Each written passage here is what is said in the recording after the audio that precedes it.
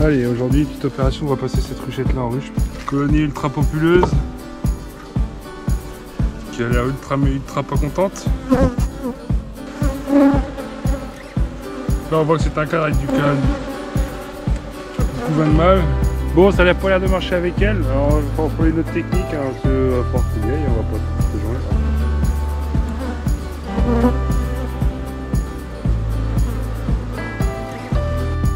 Donc les dernières à pivard, je les mets ici et ici. On les voit, elles sont là et là. Allez, aujourd'hui, petite opération, on va passer cette ruchette là en ruche parce que c'est rempli d'abeilles. Autant ici que dans la ruche. Donc on va les aider un peu, on va passer, rajouter un cadre, bâti à cette époque là, hein. Un cadre bâti avec une ruche. Je vais chercher la ruche et on se lance là-dedans. Allez, c'est parti, ruchette 6 cadres, passage en ruche. Donc je dis dans la vidéo de mardi dernier, du coup il est grand temps, on la passe en ruche. Elle a été traitée, enfin je renote les infos sur la ruche.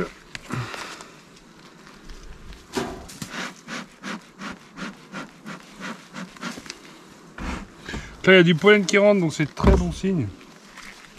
Et vous allez voir normalement, si je me trompe pas,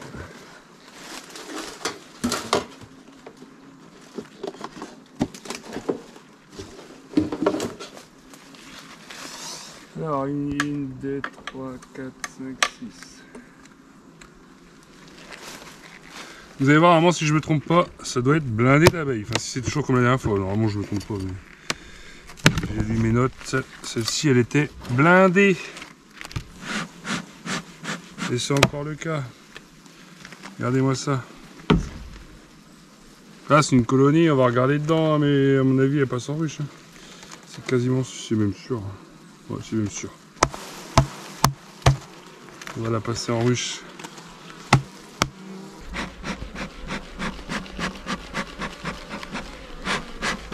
Colonie ultra populeuse qui a l'air ultra pas contente. Bon, quel cadre j'enlève en premier? Le cadre de rive.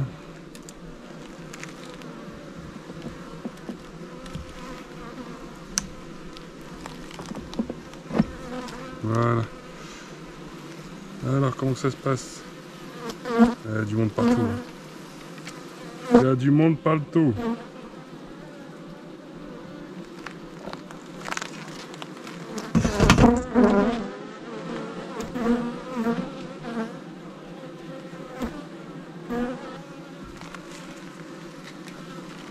Oh si, c'est bon.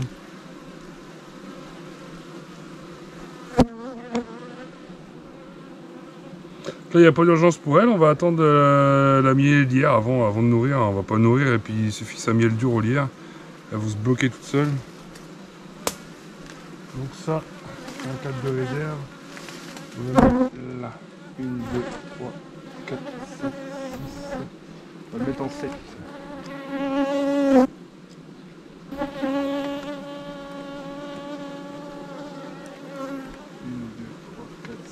Voilà, on l'a mis en 7 celui-là. Maintenant on enlève cette ruchette là. Elles sont pas contentes elles.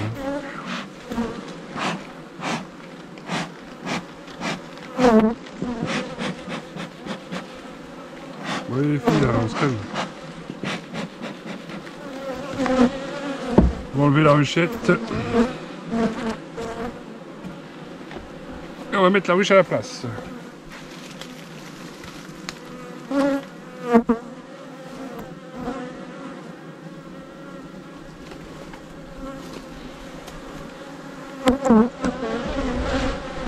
Alors on met les petites cendres comme il faut.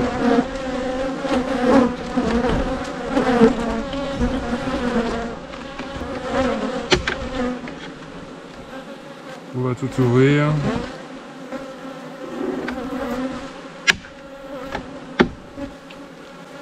Une porte blanche en attendant. Et après on viendra mettre une porte verte. Allez, fou.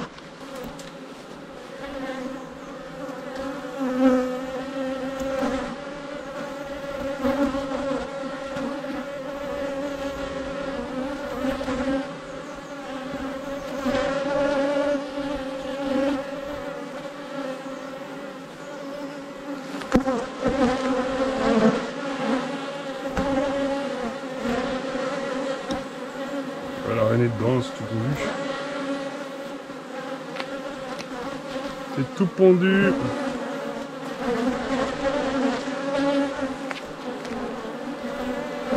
Ouais, la reine est là. Donc déjà, je suis rassuré, je sais qu'elle va être dedans.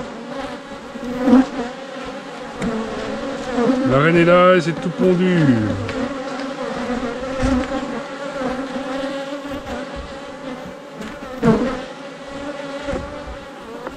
Je mets ça là. Lui, on va essayer de le mettre là. Je sais pas ce qu'il va passer là. Ah ah, sinon non, je continue.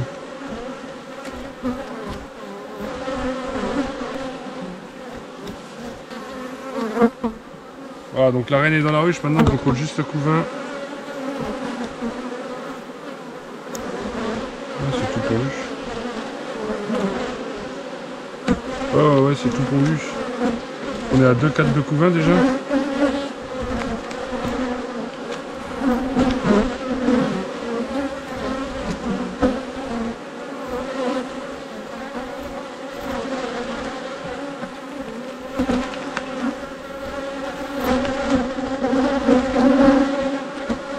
Bon, elles sont énervées là aussi, mais bon, elles sont... Je sais pas si vous arrivez à voir, mais il y a du monde là-dedans. Les 4 sont remplis là-dedans.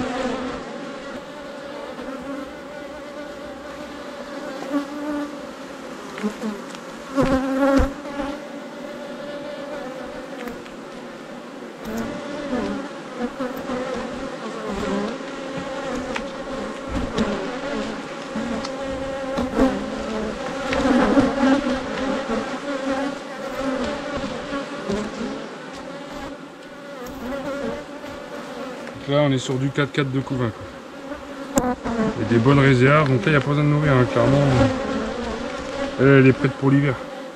Là c'est tout en arbre. Là c'est pas pondu mais ça va pas tarder. Ah non c'est naissant, ouais. Là c'est naissant, pourquoi? Vous voyez, je vais vous faire un zoom. Ah non, c'est une abeille qui est dedans. Mais ça c'est naissant, vu ce qu'il y a là. Ça va pas tarder à naître.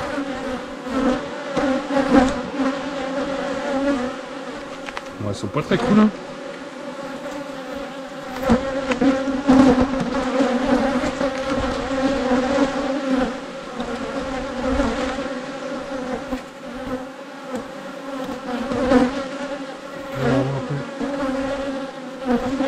C'est un couvain, on va en fumer parce que là ça commence à s'énerver bien comme il faut. Allez. Quand ça s'énerve, on fume et on recule.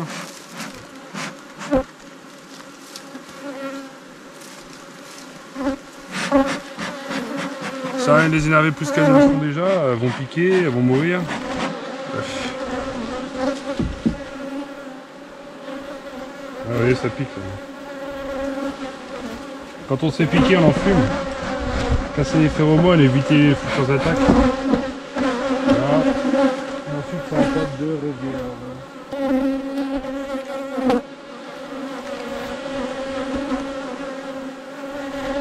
Là, c'est un bocal rempli de bouffe. Donc, on est à l'autre bout.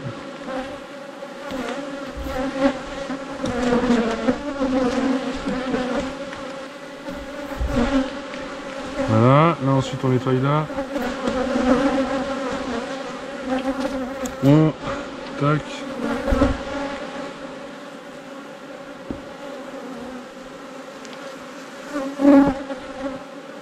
Là on voit que c'est un cadre avec du couvain de mâle. Soit il est mort le couvain. On va le péter pour que ça passe mieux.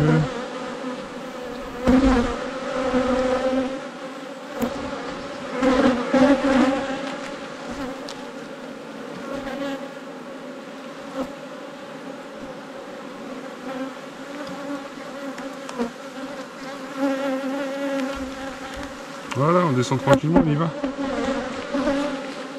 Comme ça, on est passé sur 7 cadres.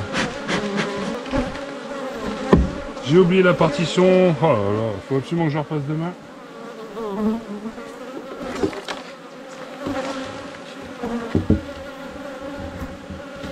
Voilà, allez rentrer chez vous maintenant.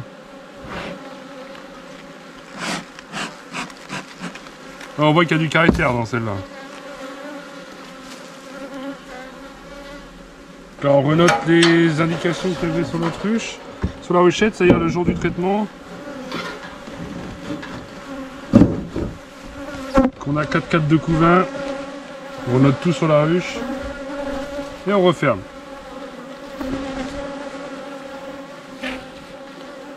Là le traitement il était déjà, on n'en rajoute pas, on est passé sur cette case, vous allez me dire bah ouais mais t'es plus en ruchette. Ouais mais j'ai toujours que 4 cadres de couvain. C'est surtout par rapport aux cadres de couvain le varrois. Donc ça on va en parler dans la fin de la vidéo là. On en parlera en off chez moi. C'est 4 cadres de couvain pour le traitement. Alors, attendez, on va se bouger parce que là, on les énerve plus qu'autre chose.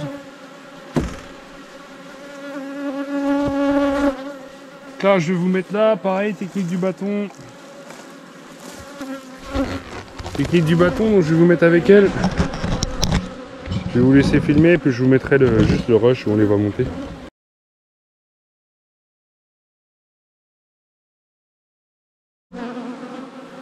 Bon, ça n'a pas l'air de marcher avec elle. Alors, on va employer une autre technique, hein, parce qu'il va falloir qu'on y aille, on va pas toute la journée. Ah, quoique ça commence. Non, allez, on va aller dégager de la rugette. Donc, même technique, mais on les met par terre, quoi. On fera ça tout de suite. Hop, je pousse un peu. Vous voyez quelque chose là. Voilà, vous allez voir. Là, ce qu'on fait pour la ruchette. Donc on la tape par terre, fait tomber les abeilles. Bon,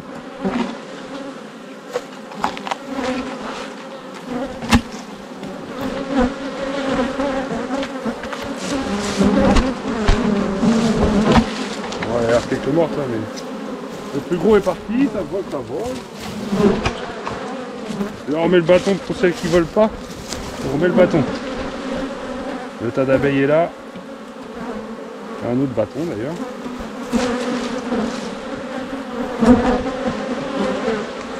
On met le bâton là et du coup on va les aider à monter. Là elles vont peut-être monter plus vite vu qu'elles sont sorties de la ruche.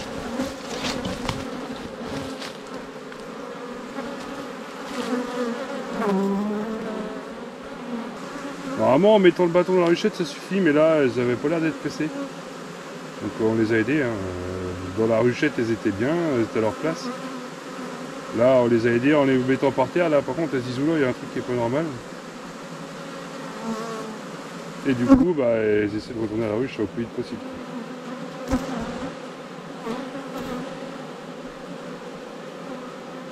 Exactement comme avec une bourdonneuse, sauf que avec une bourdonneuse on fait pas la tête du bâton comme ça.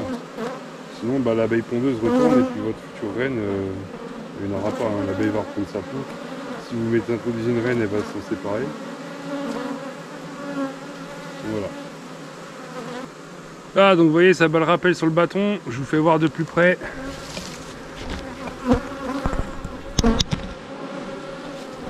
Ah vous voyez ça bat le rappel.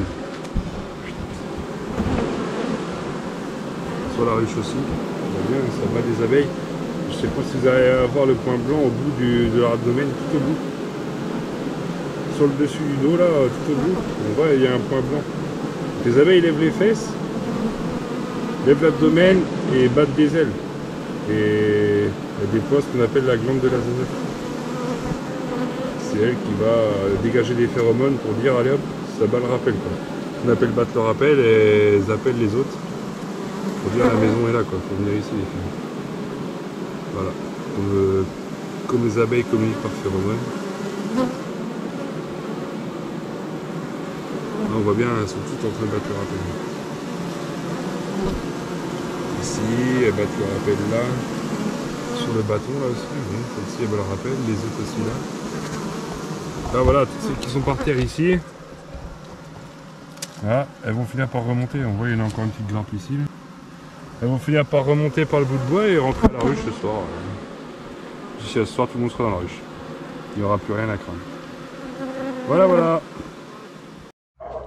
Allez, je rentre du rucher, donc on va parler comme convenu du varroa. Donc tout d'abord, le varroa, qu'est-ce que c'est? C'est un acarien. Il est de la famille des acariens, donc c'est un tout petit insecte. Donc le varroa, c'est quoi? C'est ça.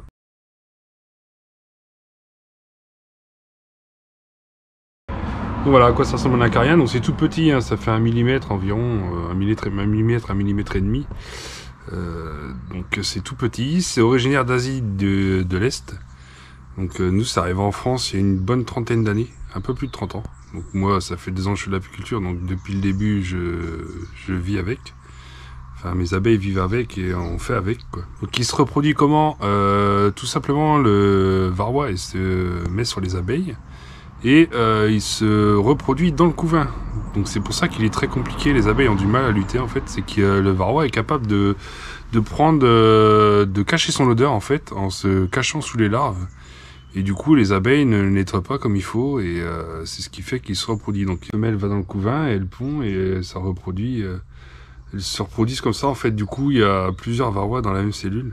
Donc, le varroa se nourrit de quoi? Il se nourrit du tissu dit adipeux de l'abeille. C'est-à-dire, en gros, le gras, quoi, le gras de l'abeille. Donc, c'est ce qui fait que le varroa est très embêtant pour les abeilles. C'est justement pour ça, c'est parce que il va bouffer tout le corps gras des abeilles, et du coup, elles seront plus fébriles. Donc elles seront moins efficaces sur la construction de cire, sur le nourrissage les futures abeilles. Ça peut aussi développer d'autres maladies, hein. Le varroa est à l'origine de plein de maladies dans la ruche, comme par exemple la DWV. Donc c'est la maladie des abeilles dézélées. Je ne sais pas si vous avez déjà vu des abeilles dézélées dans votre ruche. Donc là, c'est que l'infestation est forte et c'est un agent pathogène qui est développé par le varroa. Du coup, voilà, le varroa est très très très important de le traiter. Celui qui me dit qu'il traite pas, qu'il a ses colonies passivaires, il a beaucoup de chance, c'est qu'elle n'a pas eu le temps de s'infester. Mais au bout d'1 an, c'est fini, quoi. En fait, il va se développer au fur et à mesure de la saison. Donc il va commencer au printemps, et plus la saison va avancer, plus il va se développer, et plus il va y en avoir présent dans la ruche. Ce qui fait que nous on traite à l'automne, en fait, pour avoir des abeilles, des bonnes abeilles pour l'hiver, quoi. Donc comment on traite? Ça c'est pareil, moi il y a plusieurs traitements possibles. Il y a du bio qui existe, il y a du non bio, du conventionnel en gros. Moi je suis en conventionnel. Bandelette apivare. Voilà, je connais plusieurs personnes, c'est sûr le bio c'est bien, je connais plusieurs personnes qui ont essayé et qui ont été très déçues parce que des abeilles qui passent pas l'hiver, quoi. Donc c'est sûr on est bien, on est en bio, mais on n'a pas d'abeilles, donc au final... moi je suis parti sur du conventionnel dès le départ, hein. Ça fait 2 ans que je traite à apivare, c'est mon 2e hiver là que je vais attaquer. Donc du coup apivare, donc des lanières apivare c'est quoi? Donc je vous fais voir vite fait un petit extrait de vidéo. Elles sont déjà en place. Moi j'ai traité depuis le 15 août. Donc je vous fais voir ça vite fait. Moi elles sont en place et je vous vois un petit passage comment je les mets et pourquoi on les met comme ça. Voilà, donc là pour les ans d'une ruche 7 cadres bien peuplée. Donc les lanières apivare, je les mets ici et ici. On les voit, elles sont là et là. C'est-à-dire que le couvain va d'ici, du 2e cadre. Je mets ensuite ma lanière en contact avec le couvain. 3, 4, j'ai 4, 5 cadres. C'est-à-dire que j'ai 5 cadres de couvain sur cette ruche-ci. J'ai mis ma lanière ici, ici. Sur l'avant-dernier, sur le premier, mais côté intérieur. Et là, sur le premier couvain, côté intérieur. Les réserves là, les réserves là. Et je suppose que là j'ai des réserves aussi, vu que j'ai mis ma lanière ici. Ça on déplace toutes les 5 semaines. C'est elle qu'on va déplacer toutes les 5 semaines. Donc c'est des lanières, comme je vous disais avant dans la vidéo, apivare. Donc c'est de la mitrase sur les lanières. Donc ça, hors mielé. Donc voilà comment je les mets. Je les mets comme ça. Donc c'est ce qui est préconisé, hein. Sur vos paquets de lanières, vous avez la préconisation médicale, enfin médicale entre guillemets, vétérinaire, quoi. Donc c'est autorisé, c'est un traitement que moi j'utilise et que j'ai eu de très bons résultats dans le passé. Donc je fais le traitement, comme vous avez fait voir, mise en place 10 à 12 semaines. On laisse les lanières en place pendant 10 à 12 semaines dans la ruche. Et après on contrôle une fois le traitement effectué. Après les 10 semaines on retire les lanières pour éviter une accoutumance au traitement justement. Éviter que les abeilles, le varroa s'y habitue et qu'au final ce soit un traitement qui soit inefficace. Donc on fait ça, on retire les lanières et ensuite 10 jours après, pas avant, ça sert à rien, en plein traitement il y a plein de varroa qui tombent, c'est logique, on le traite donc il tombe en chute naturelle. Et après 10 jours après traitement, je mets des langes sous les ruches, donc des langes que vous connaissez, hein, les langes blancs, moi c'est le plancher Nico aéré que j'ai, donc plancher plastique. Du coup je mets mes langes et je fais un contrôle sur la chute naturelle, moi je mets 2 jours en général, c'est plus précis que 24 heures, enfin puis ça évite d'y aller tous les jours. Je mets 2 jours et il faut qu'au final mon résultat, il faut que je sois à 2 voire moins varroa en chute naturelle. Chute naturelle, c'est quoi? C'est le varroa qui chute naturellement sans traitement. En gros, il va chuter naturellement, le varroa, il y a des chutes naturelles. Ce qu'on appelle des chutes naturelles, c'est le varroa qui tombe de lui-même sans être traité ni quoi que ce soit. Et du coup, on doit être environ à 2 varrois maximum en chute naturelle pour 24 heures. Donc je fais mon compte au bout de 2 jours. Si je suis en dessous de 4, je suis bien. Si je suis à 4 et plus, l'hiver, je passe un coup d'acide oxalique. Donc là, j'ai pas de vidéo. Je vous en ferai une cet hiver si j'ai besoin de le faire. Donc acide oxalique, c'est quoi? C'est bien sûr, on prend des produits AMM, hein, donc avec autorisation de mise sur le marché. Et c'est quoi l'acide oxalique? C'est un acide oxalique, tout simplement, avec un sirop, mélanger un sirop. Donc il y a un pourcentage, hein, je ne saurais pas vous le dire. Moi j'achète tout prêt. Donc voilà, pour pas citer de marque, l'Oxybi. Du coup, j'achète celui-ci tout frais. Et c'est quoi? On met 5 millilitres par ruelle. C'est-à-dire par intercadre. Entre chaque cadre, les ruelles entre les cadres, on met 5 millilitres de produit par ruelle. Donc on fait ça en général entre Noël et Nouvel An, une journée où il n'y a pas de gelée, où les températures sont positives, donc au-dessus de 0, hein, positif, vous savez tout ce que c'est. Et du coup, on traite à ce moment-là si les ruches ont plus de 2 varrois en chute naturelle pour 24 heures, après la pivard. Sinon, aucune utilité, hein. Je vois pas l'intérêt de le faire s'il n'y a pas besoin. Donc les traitements, c'est vraiment s'il y a besoin. Moi, je suis pas encore mon GDSA, je vais m'inscrire cette année. Je vais m'inscrire au GDSA. L'année dernière, j'avais 4 ruches, donc c'était vraiment tout début, quoi. C'était vraiment encore 4 ruches à l'entrée d'hiver. Donc j'avais 2 ruches toute l'année et j'en ai créé 2 fin du printemps. Donc j'ai pas pris le temps de me mettre au GDSA, mais cette année, ça va être en cours. Du coup, voilà ce que c'est que le varroa. Donc très important de lutter contre lui. Entre ça, les frelons asiatiques, les abeilles, en ce moment, c'est pas la meilleure des périodes pour elles. Plus faire les réserves, enfin voilà quoi. Là, c'est la période critique avant l'hiver, enfin critique, où on doit gérer les colonies et pas se tromper, quoi. Donc surtout, surveillez bien vos colonies. Là, en ce moment, moi, c'est fini, hein. Je suis à mi-traitement, un peu plus de mi-traitement. Dans 3 semaines, j'enlève mes lanières. Et c'est la seule fois maintenant, j'ai fait ma dernière visite aujourd'hui, où j'ai regardé, j'ai une colonie où j'avais une reine qui était des cellules royales. Elles m'ont accepté une reine et elles s'en sont séparées. Elles ont préféré élever. Donc j'ai laissé faire, sauf qu'aujourd'hui, en allant, elles ont toutes déserté. Les cellules royales étaient toutes défoncées, elles ont toutes déserté et c'était en train de se faire piller. Donc sur mes 13 colonies, il m'en reste 12. Mais la 13e, je me faisais pas trop de faux espoirs dessus. J'avais même pas mis de traitement pour vous dire, hein, vu que c'était en période de reménage et tout, j'ai laissé faire. J'ai même pas mis de traitement encore en cours. De toute façon, il y avait une rupture de ponte, hein. La reine n'était plus là, le temps que l'autre naisse, se fasse féconder et compagnie. Et une rupture de ponte, donc ça met un coup de mal au varroa aussi, hein. Donc voilà, donc sur ce, je vais vous laisser, pensez à vous abonner, à liker. Je sais que ça fait longtemps que j'ai pas posté une vidéo, là ça faisait 1 mois. J'ai eu plein de soucis, j'ai eu des choses à régler, c'est plutôt ça, des choses à régler. Et puis les récoltes, mise en pot, là je me lance, je vais faire les marchés, je vais commencer à faire les marchés, donc du coup beaucoup de taf, hein, préparation des pus, des affichettes. Je devais le faire cette semaine, j'avais pas de monnaie, voilà, donc quoi, il manque toujours quelque chose. On a acheté un peu de déco, donc on va mettre tout ça en place, donc faut le temps, hein, c'est une première, donc je vais forcément oublier des choses. Je vais essayer d'en oublier le moins possible. Et puis voilà. Donc ça m'a pris beaucoup de temps, donc j'ai un peu laissé de côté les vidéos, et là cet hiver, maintenant ça va être beaucoup de vidéos théoriques, si j'en refais. Voilà. Sur ce, merci d'être encore là, pour ceux qui sont encore sur la vidéo, et pensez à vous abonner, liker et commenter, hein, moi ça fait plaisir, et puis ça aide la chaîne à se développer. Allez, sur ce, merci à vous, et surtout, portez-vous bien.